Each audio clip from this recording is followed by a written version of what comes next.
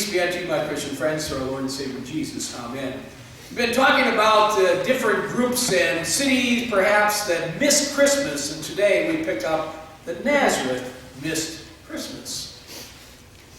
You ever seen this unusual holiday trend? Yes, it's an upside-down Christmas tree. This 7-foot pre-lit Christmas tree comes complete with stand, ready to set up in your house. Oh boy, great.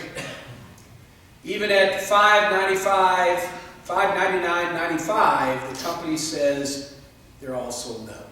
So if you want one of these, a little late. Sorry. Advertising such a tree, the company says it's easier to see ornaments on this tree. Maybe.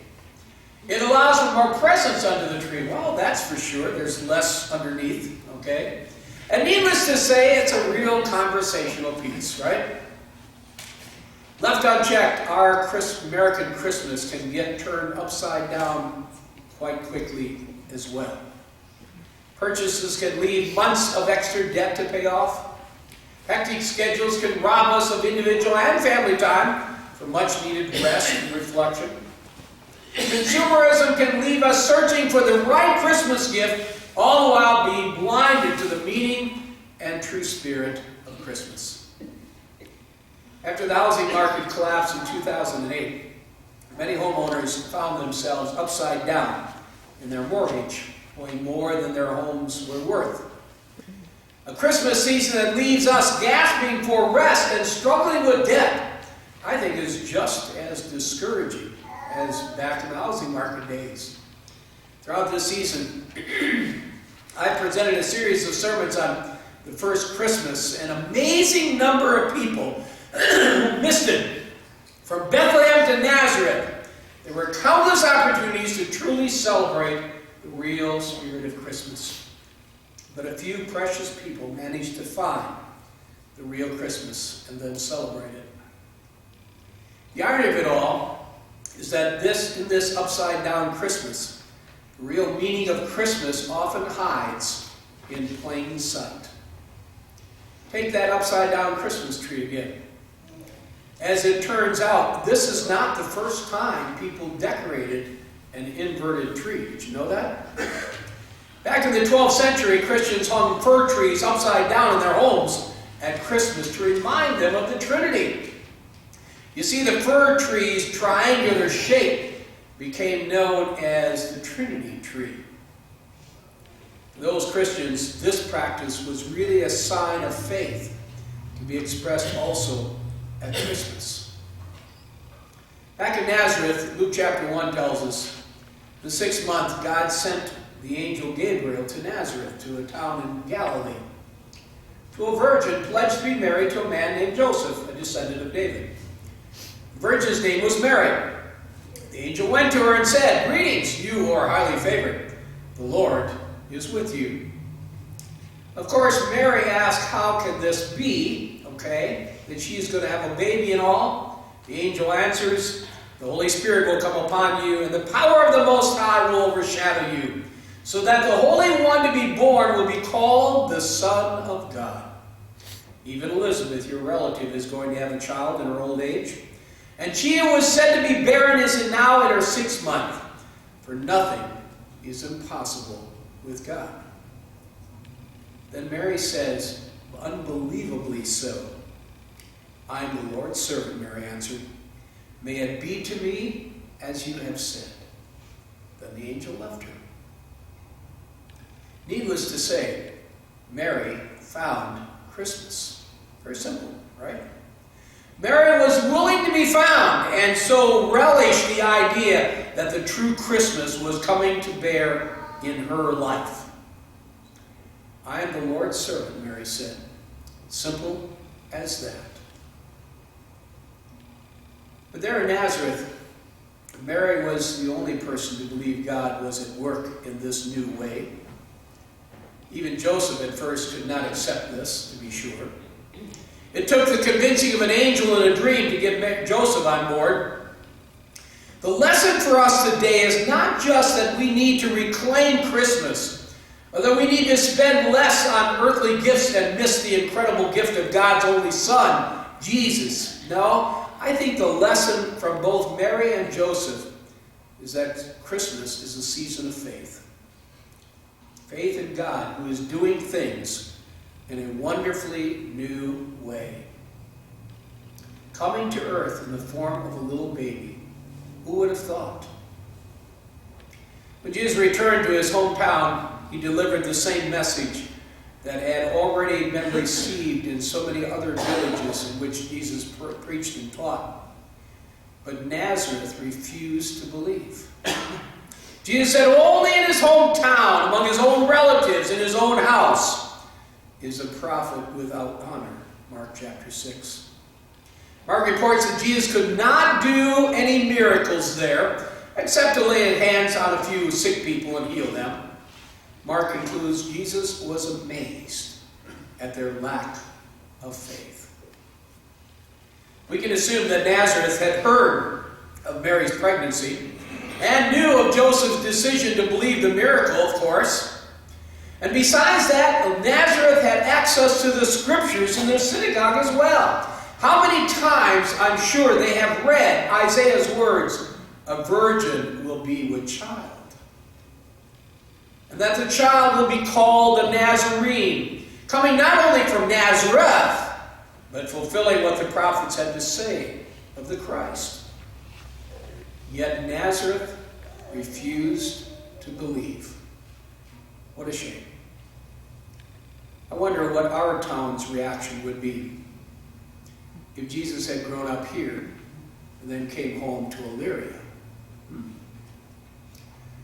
Would it have been one of faith or one of rejection? When Christmas does finally take a hold of us, we can respond with faith just like Mary did, saying, I am the Lord's servant. May it be to me as you said. I like this particular saying. You gotta faith it till you make it. Did Mary have all the answers to her questions? How can I be pregnant? How can this happen? How can that happen? No, she faithed it until you make it.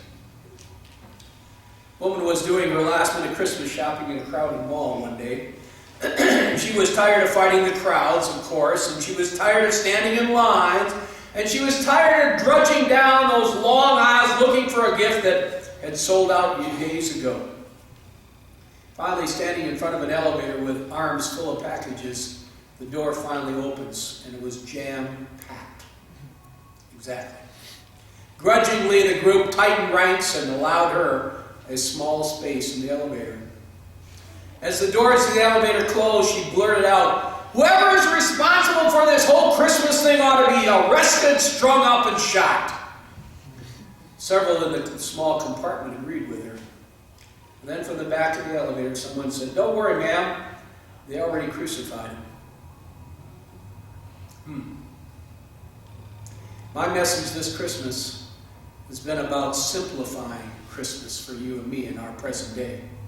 It's about spending less and doing less. And as a result, then we can enjoy the real Christmas much, much more. But what can you and your family do this Christmas to enjoy it more? Well, I think schedule some personal worship and reflection time to contemplate that simple Christmas story. In candlelight, in the quiet of your home, read through Luke chapter 2, pausing on the words very slowly to let them fill you with what our God is saying. You may be surprised at the amount of tension that simple activity may cause in your family. Or maybe start a new family tradition where together you give a major gift to some mission work or favorite charity, but then personally travel to deliver that gift. It's never easier than at Christmas time to share the message of Jesus' love. The wise men certainly had a gift for the Christ child, and they purposely and intentionally traveled to deliver it to him. Another reason Nazareth may have missed Christmas, it really did not see itself as the right place for the home of the Messiah. Remember Nathanael's comment when Andrew told him about finding the Messiah? Can anything good come out of Nazareth, he asked, John chapter 1. Few people grow up thinking great people could ever come from their hometown. For instance, do you know who came from Little Knob Creek, Kentucky? Abraham Lincoln. Or how about the 611 people in Tiny Plains, Georgia? You probably know this one. The President of the United States, Jimmy Carter. What about your hometown? Can anything good come out of Elyria? This place, our town, happens to be the perfect place for the real Christmas message of Christmas story. We have a message of a Savior come at Christmas. It is the right place and at the right time. Now share it, proclaim it, enunciate it as clearly and as forcefully as you can.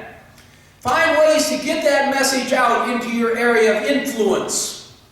Before you open your gifts, for instance, as a family, pause to have a prayer of thanks for the gift of Jesus this Christmas and the reason we give gifts to each other.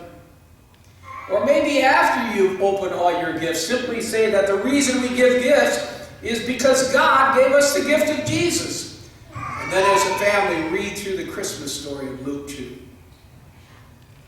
Third reason Nazareth may have missed Christmas. They did not think they were the right people to deliver such a message. Many Christians doubt their ability to tell others about Jesus, love, or forgiveness. Mary and Joseph had no special training, to be sure, and yet they accepted the challenge. They understood the message, and they delivered it to whomever would listen. They trusted God and discovered a miracle. Faith never knows where it is being led, but it certainly loves and knows the one who is leading it. That's what Mary and Joseph believed. Did they have answers to all their questions? How she was going to be pregnant? How people would look at that? Would Joseph accept it? No. Faith knows not where we're being led, but we know who is leading us. And he is love and knowledge for your life and mine is best believed in. You see, we're in the same position that Mary and Joseph were that first Christmas. God is asking us to trust him and to respond with faith, even when we don't know all the details. Mary and Joseph followed God's command, right? Even though they had to endure shame from their community, and then on top of it all, travel over 100 miles to get to Bethlehem. Mary and Joseph believed God's message that first Christmas because they were in the right place. They were at the right time, and they were the right people. To receive the most important message the world has ever heard, they accepted all of that with faith. We too are the right people in the right place and at the right time to share the love of God this Christmas. Wishing you a blessed and peaceful Christmas, to be sure, believing in God's miracle in your life and mine. Amen. Comments or questions?